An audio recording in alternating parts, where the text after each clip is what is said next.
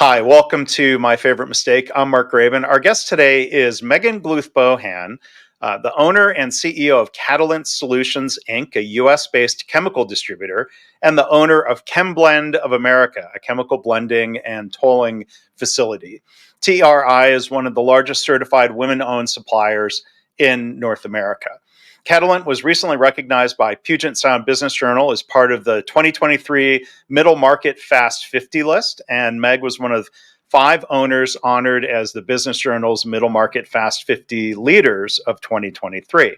She's also a winner of the Ernst and Young Entrepreneur of the Year 2023. So Meg, welcome to the podcast. How are you? Wonderful, Mark. Thanks for having me. Well, it's great to have you here. I'm excited. We're going to have a great conversation later in the episode about what you're doing at your companies to focus on learning from failures. And I'm really excited to get to that. But can't let you off the hook of the main question we always start with here. With the different things you've done in your career, Meg, what would you say is your favorite mistake?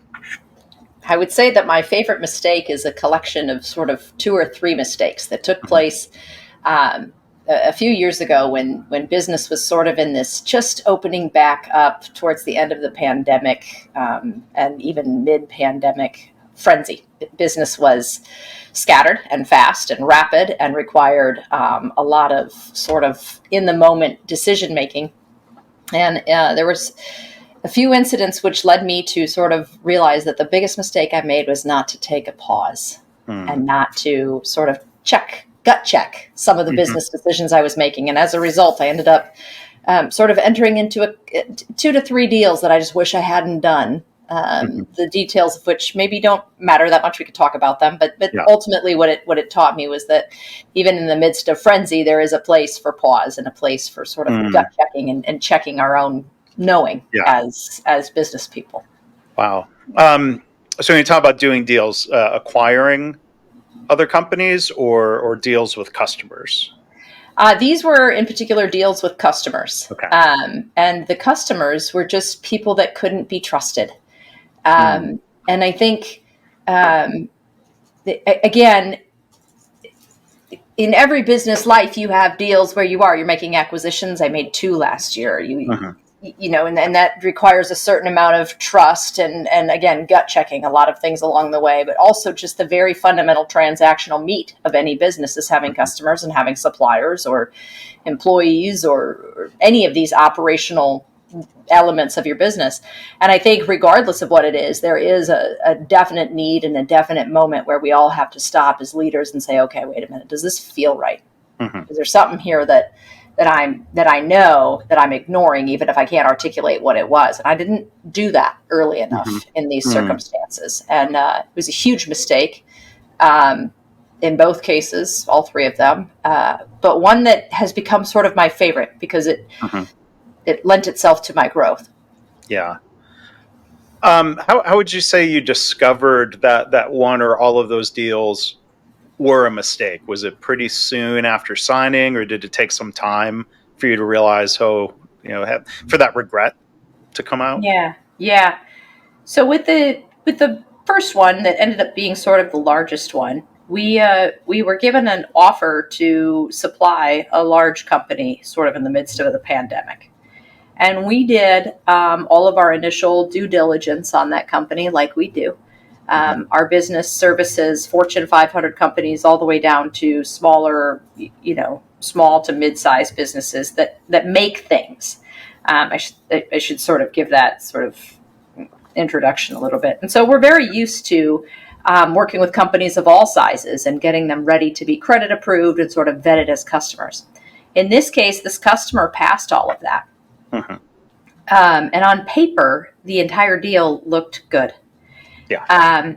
But what began to happen is that I began to have a sense of uneasiness about the character of sort of the main principles of this customer. And I leaned away from my own gut about that into what I read on paper about the sort of, well, we did our work. It's okay. If we did our work and things look good, it should be good.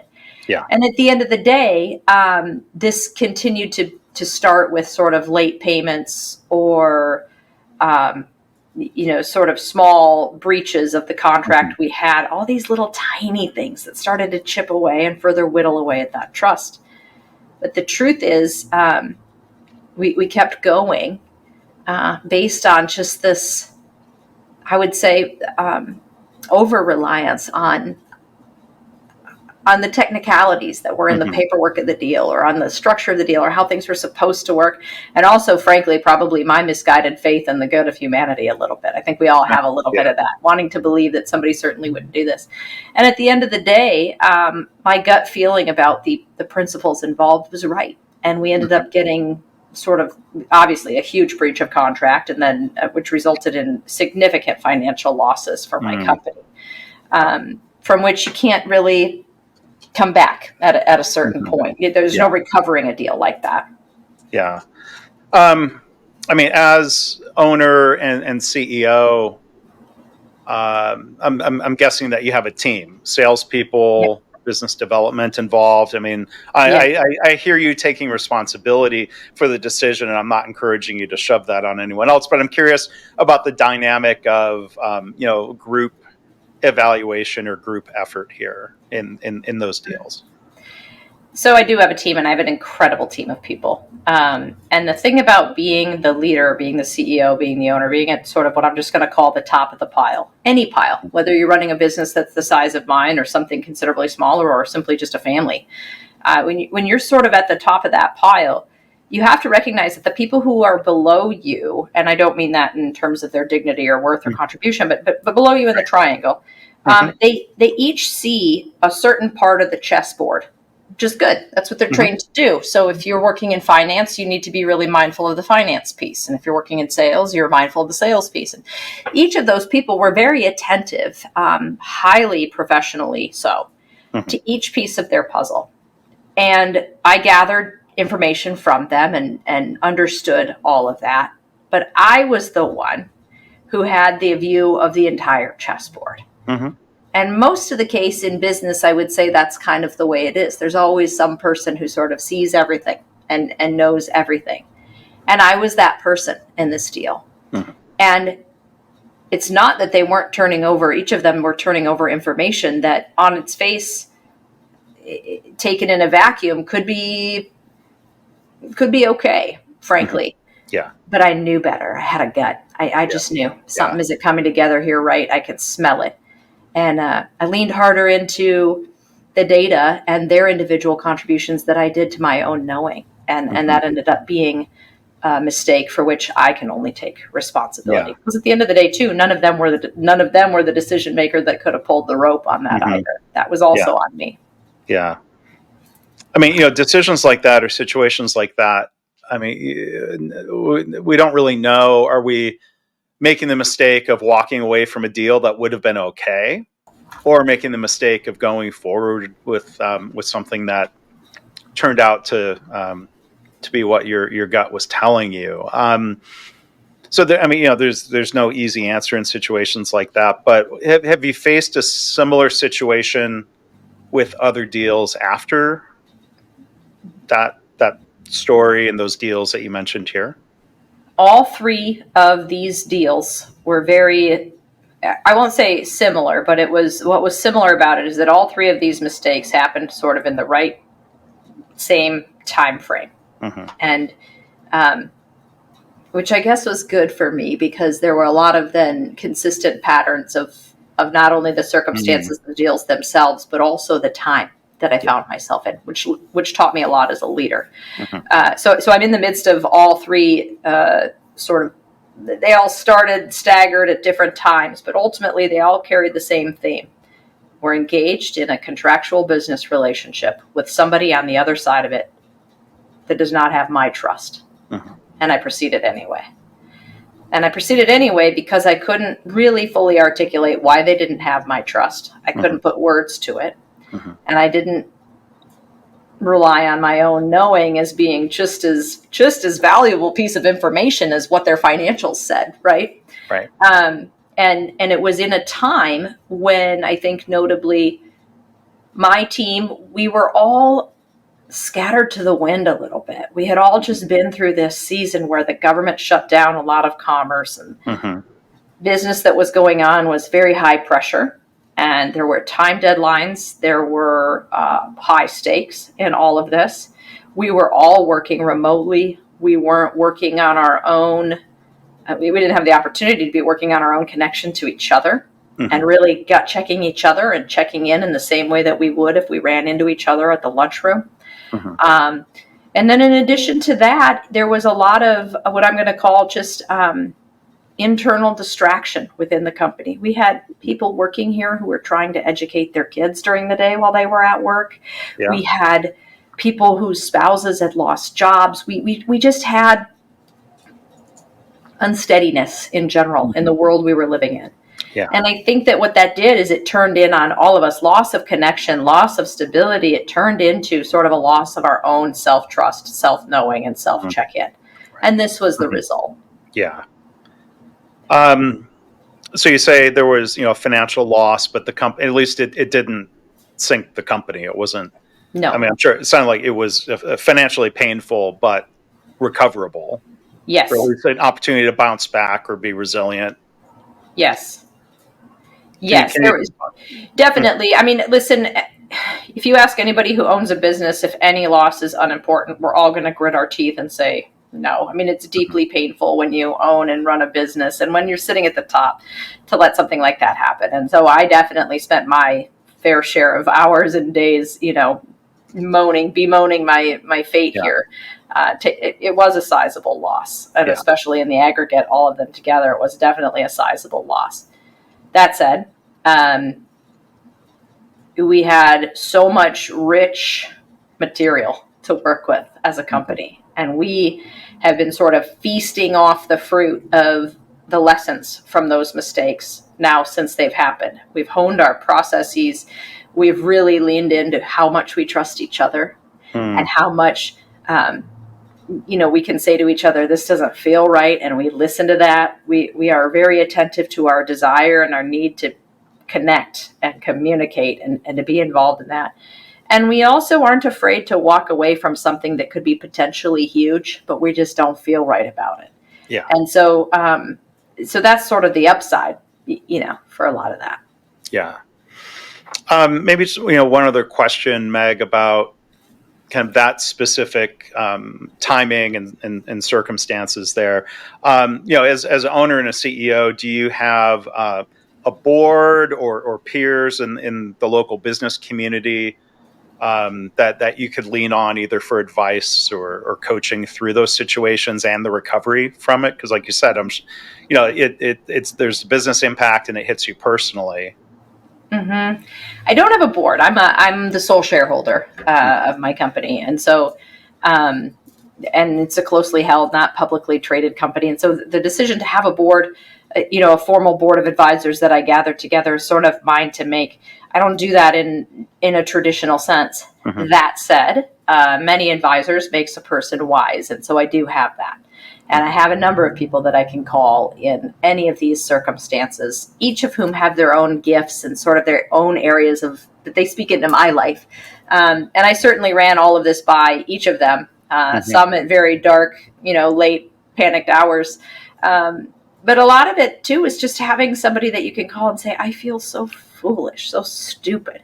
And having somebody on the other end of the line say, yeah, I've been there. I did the same thing. And I'm here to be really honest with you about that. And those were the people I found most helpful. Yeah. Well, it's great that you had, even that support network to hopefully, remind you it's not that you were stupid. I mean, smart people make mistakes, successful people make mistakes. I mean, that's one of the themes this whole podcast series, where your story and others, is hopefully reassuring to others who've made mistakes. For sure. Yeah.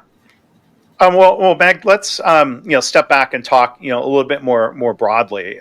There's an article on your website that I'll put a link to in the show notes about the importance of failure, and that really resonated with me. And I said, okay, yeah, absolutely, I want to have Meg on the podcast here. So I'm glad you're here.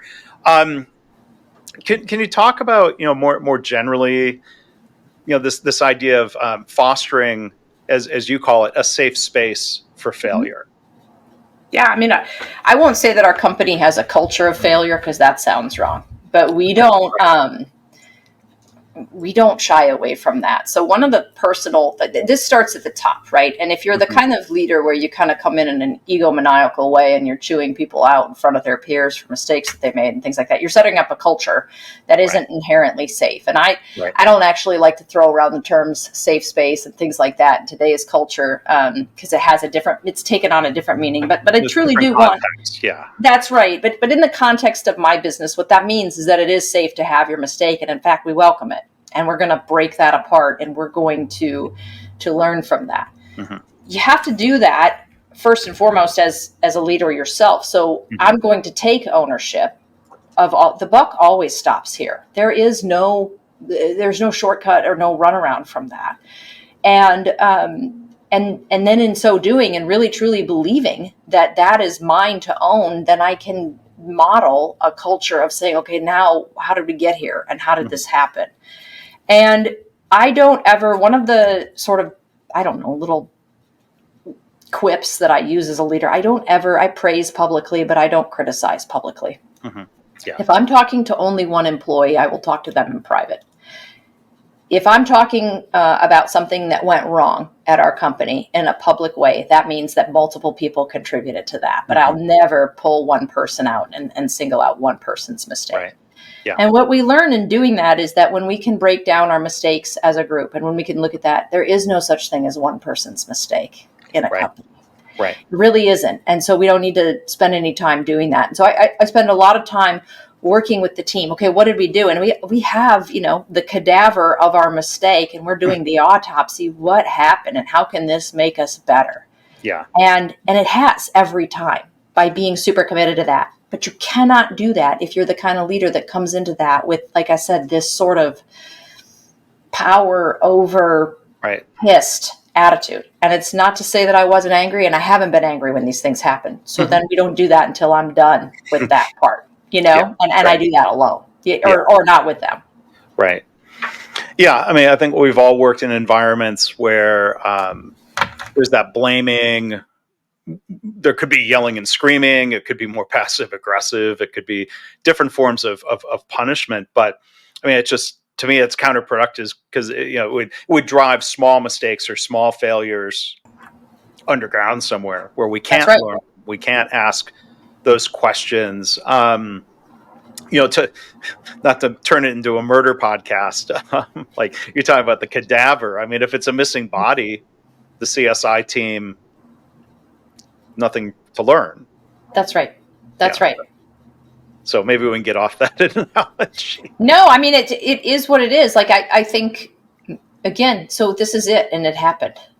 Hmm. Like acceptance. Like this is Like, it. It happened and you know you have to bleep out, but shit happens. I mean, it does. Like we all put together companies made of human beings, ourselves included, and so we mhm. have to expect that. We can't walk around shocked that now we have this thing in front of Yeah. us that we have to fix. It's just how we respond to that differentiates us between a good company and a great company. Yeah. And it seems like, if you're talking to the facts of what happened or what didn't happen, we can separate that from any sort of blaming. And I Right. love how you say there's no such thing as one person's mistake. I mean, we're working in teams, there are systems, there are handoffs. It rarely comes down to one person, or even if one person turned the wrong knob on a machine. Well, why did the system make that possible or not That's right. prevent it? That's Right? right. And typically I say that if it's only one person, then it's not really a mistake. If one person could do something that would really affect the trajectory of our company, they've probably committed a crime, Mark. Like we're probably talking about Right. like some intentional wrongdoing, but a mistake Sure. that belongs to all of us. Yeah. And one could argue that even allowing somebody to get away with something intentionally wrong could be sort of on all of us. I mean, we could go down that rabbit hole for days. I've done a lot of work in healthcare, and there's a framework and a methodology. It actually started in aviation. I don't know if you're familiar with it, called Just Culture. Tell me. And the idea, it's like, fair. What's the fair and just reaction to things gone wrong in a workplace. And I'm an engineer, so I love having an algorithm or kind of a flow chart to go through For of, sure. of trying to help flush out, is that a systemic problem? Or is it something worth punishing? So intentional acts like Yeah. a crime or sabotage or something intentional, well, sure, Right. that's worth punishing. But the one example that gets used in healthcare that you made me think of was the idea of, let's say, somebody in the healthcare system is known to be stealing drugs, has an impairment problem, and leaders look the other way for one reason or another. Sure. Now that becomes a systemic problem. It's okay, the organization knew, and then there could be other circumstances, but if we're not addressing things or at least getting somebody help, Right. then it blows up and becomes potentially a big systemic problem. For sure. And I think that leaders right now in today's business environment are under even more pressure and are more susceptible to some of those systemic problems. I know every leader right now is swinging the mallet at the drum about labor, but it's a real thing. We have a major labor shortage. When you have that and you find it so hard to find new employees and then keep those employees, retain those employees, it could become tempting to overlook bad behavior or mediocre behavior, or to ignore red flags or signs in an employee, kind of to your example. Right. Maybe there's a little bit of a substance abuse problem, but you kind of just don't want to deal with it because it took you 6 months to find that very person, and replacing them is going to be hard, and then we're all going to be short staffed. And I think, and this is what I mean, then no mistake, nothing happens in this vacuum of just, well, you saw it, you knew, so what are we doing about all those other things too? What are we doing about hiring? What are we doing about retention? What are we doing to be involved in our communities as showing ourselves as good places to work, and thereby, helping to solve some labor issues? All of these things in tandem sort of make both the problem and also the solution. Yeah. So one other thing that you wrote about, Meg, I wanted to ask you was, the questions that you ask after a failure, and maybe I'll, to add some flavor to it, how asking those questions when you discover a small failure maybe heads off a big catastrophe. Sure. It's been a while since I did the article. I don't remember exactly the questions, but our questions around here tend to be, I tend to get pretty specific about what happened and what failed and what resulted from those failures. If you want me to address the specific questions themselves, go ahead and I wasn't trying to make it a quiz. No, it's fine. It's fine. But again, I can just sort of give you the general flavor for that. Yeah. And it leads us to ask questions in a way that lifts the guilt, shame, blame, the rolling in the, I don't like doing that very often. I have a very, okay, now what? Now what? Now what? And I tend to be really, really focused on that. And if you don't know now what, and if you're part of the problem here and you helped make this mess and you sincerely don't know how you made the mess and you sincerely don't know how to help lead us out of it, I need you to just tell me that right now. That's again, part of being graceful as a leader, is giving people the permission to say, yeah, I screwed this up and I also don't know how to fix it. And we need help. Yeah. Yeah. And those are, I think, a leader's reaction to all of that either leads to, higher levels of psychological safety or worse. How do you react when someone admits a mistake? And how does the leader react when someone says, I need help? Right. I don't know. Can we rally a team? Can we help? Can we coach them through it instead of getting upset that you don't know? That's right. Because again, we all have to go back to, leaders are people too. And we all have to go back to like how, in my moments, whether it's at work or at home or anywhere else, if I've made a mistake, like how do I want that to be addressed by this person or people that I have to bring that to? And then I try to act accordingly. And so again, I can't imagine a scenario where anybody could achieve good results as a leader or as a company if you're not down on the field, blocking and tackling the way out of it with the team. If you're not, then I think you've missed an opportunity to to build the trust that then, to your earlier point, has them bring you those mistakes before you ever would have found out about them. Right. Right. Which is important because you can't be everywhere all the time. Exactly. So there's three questions, and I mean, I think we've been going through it together, and these are sort of intuitively how I tend to run the podcast. But what specific factors led to the failure? Mm-hmm. So you talk about finding root causes, music to my ears. What did we learn from this? Like, my mentors who were former Toyota people said, leaders there, the main question they would always ask is, what did we learn? Yeah. Which then ties into your third question, how do we apply it to future endeavors? Mm-hmm. Listen, all of the greatest things about this business are here because we screwed something up before. So we have some amazing policies and procedures and processes and the way we work together as a team. All of that is because we did something wrong before and we learned from it. Mm-hmm. And I'm super open about that. And if you were to talk to any member of my team, they would say that too. Oh, we used to do X, but man, we screwed that up and now we do Y.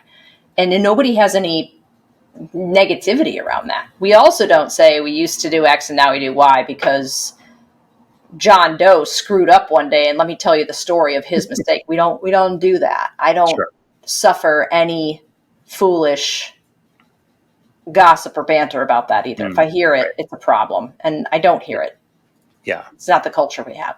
Well, sure. And I'm sure you're leading the way and setting that tone of not trashing those people. No. Yeah. No. But there's kind of organizational memory in a way. You bring up an interesting idea of a failure library. Yeah. Can you tell us about that? Yeah. So there has to be a way to remember your mistakes in its simplest form. Mistakes, just like our wins, just like any memory we have in our lives as individuals or as an institution, they fade over time.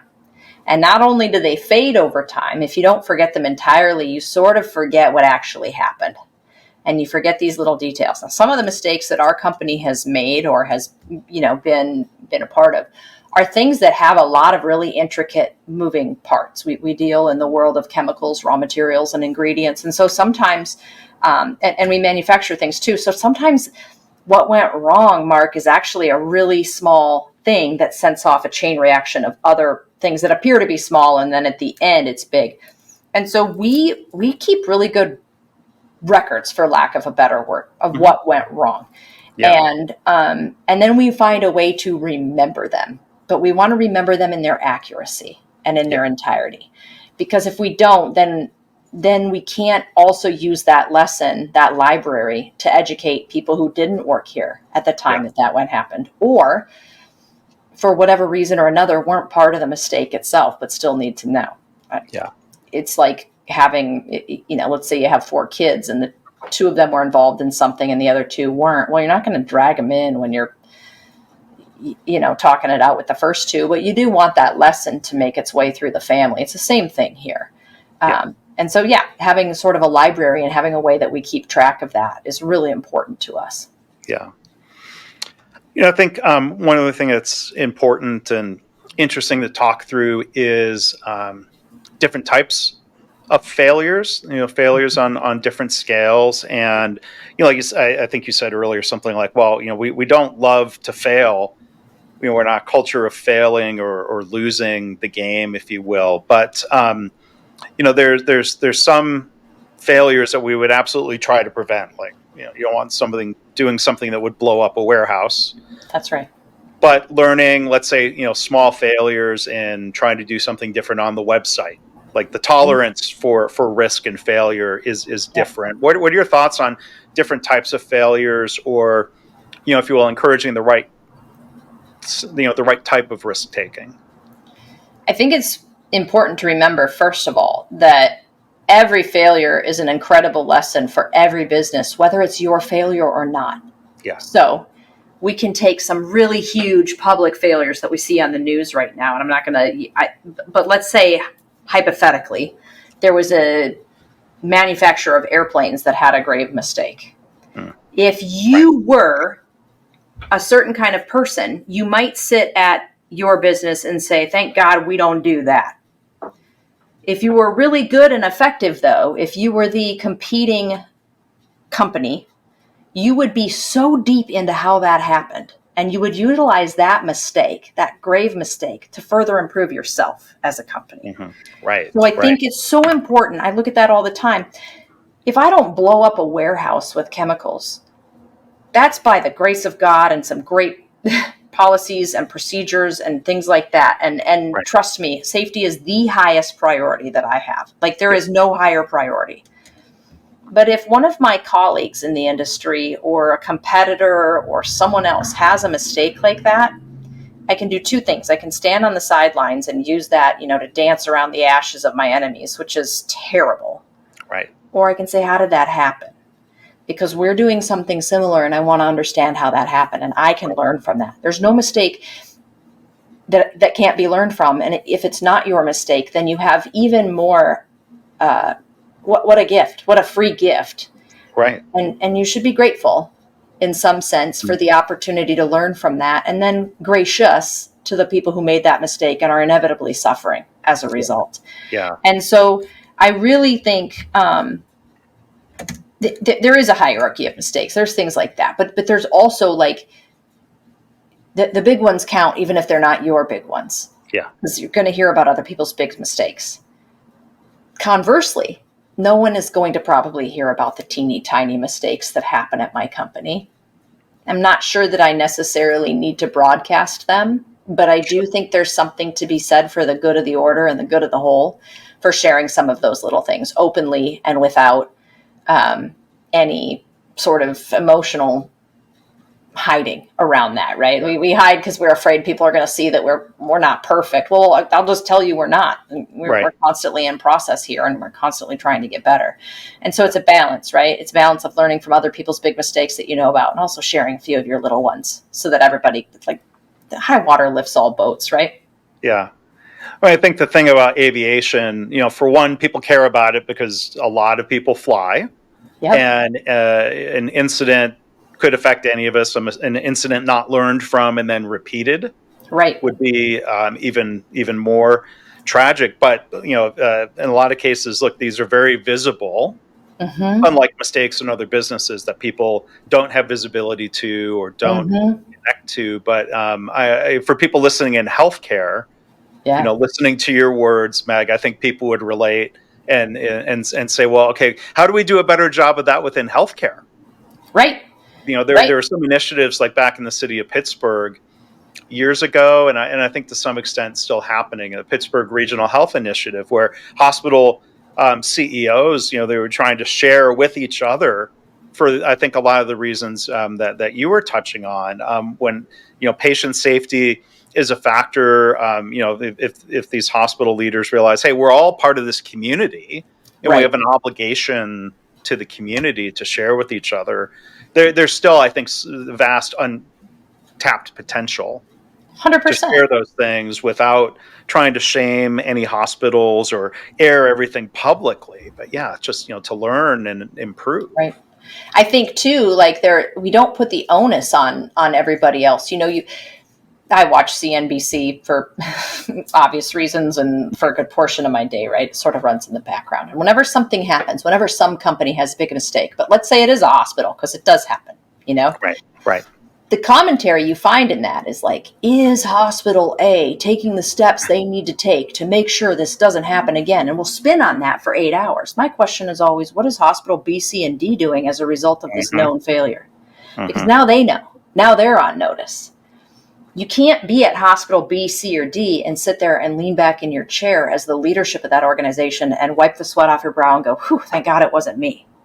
No, serve is in your court now, because now you know what could happen. And so you have an obligation to look at what could go wrong, be gracious to those who had it happen to them, but then be working your own internal process to make it better. And hopefully, to your point, in a collaborative manner. But if you're not, if you're joining the talking heads going around and, again, jumping on the ashes of your enemy, I think you have missed an opportunity for effective leadership, and you've missed it big. Yes, that's very well said. I really appreciate how you said that. Our guest today, before we wrap up, there's a couple other things I want to touch on here. Megan Gluth-Bohan, a link to her website and more will be in the show notes. But before actually moving on to a couple of things that I know are important topics to you and to me as well, kind of wrap up this discussion around culture and Yeah. leadership behaviors.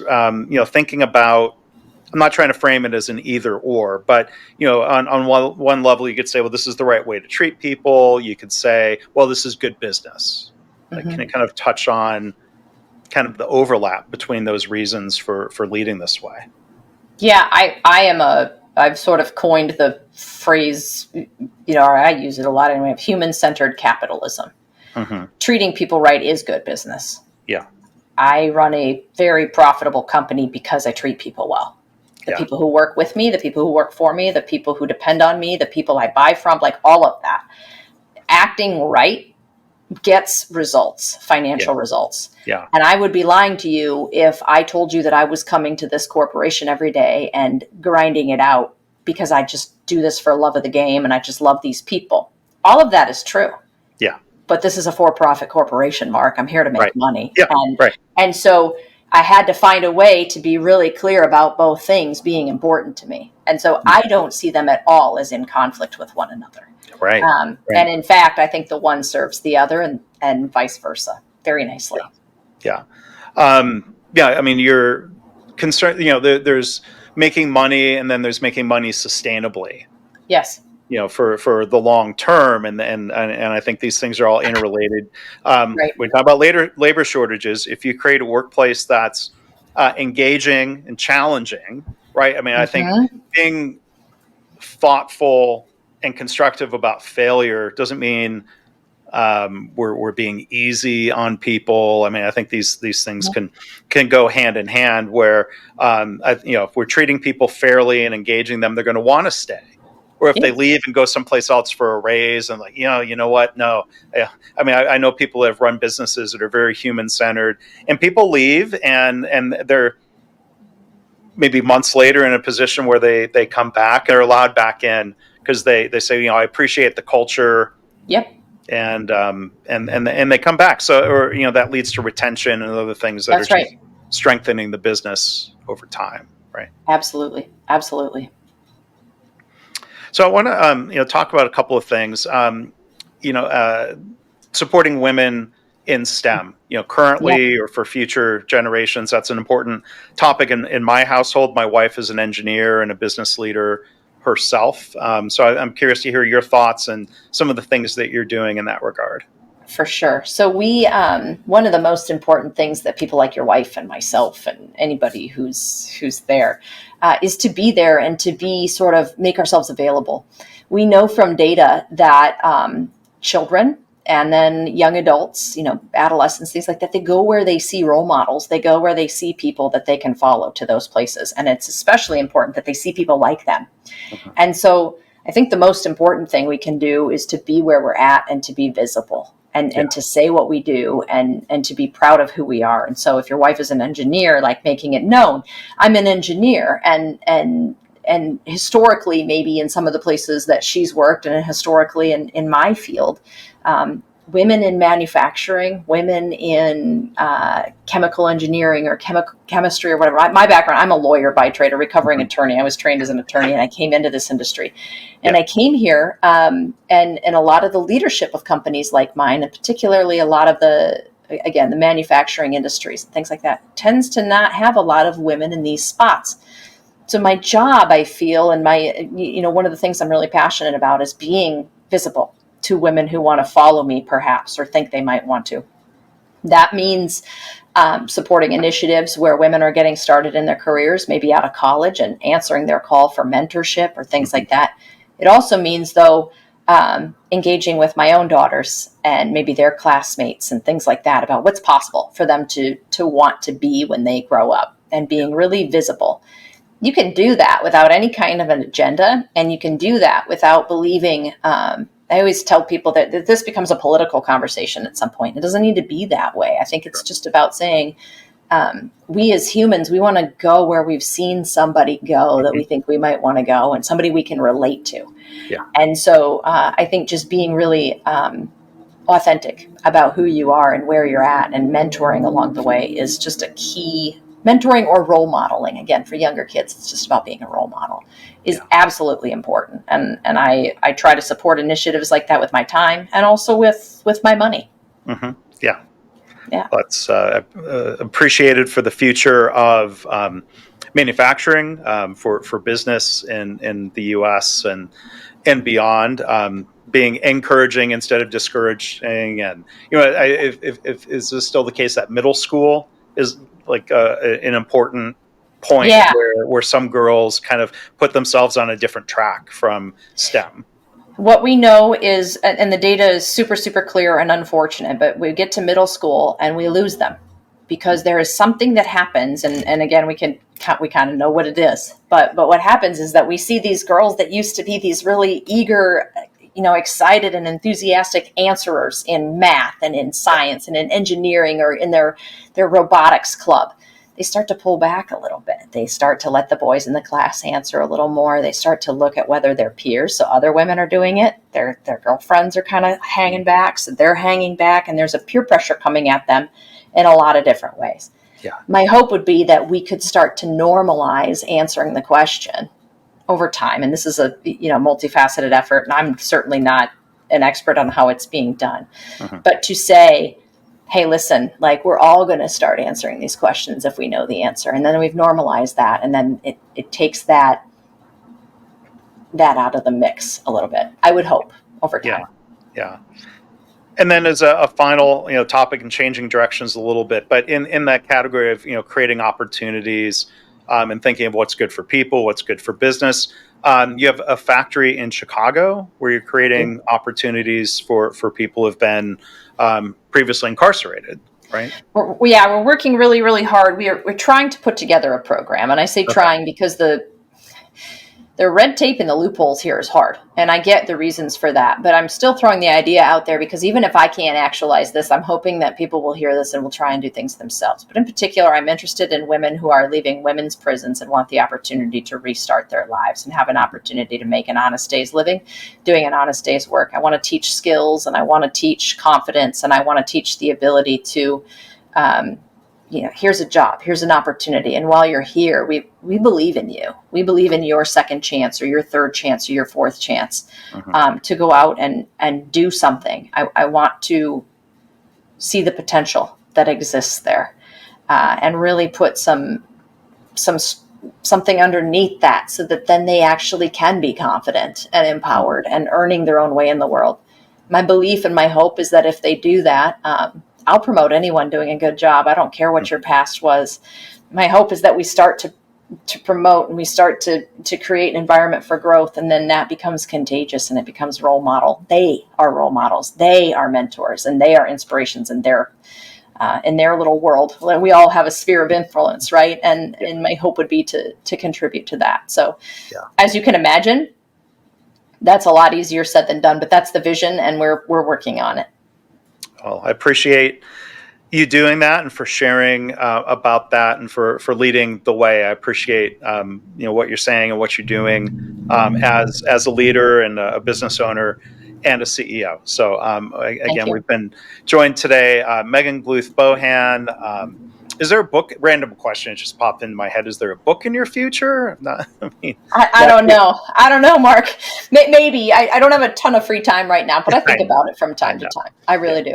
I mean, there's different ways of sharing ideas, and I do appreciate you taking time to do it here on the podcast, and maybe someday. There's a lot of wisdom and stories that would probably make a great book. But thank you for taking time to do this here, Meg. You bet. Thanks so much, Mark. Yeah, I appreciate it. Thanks.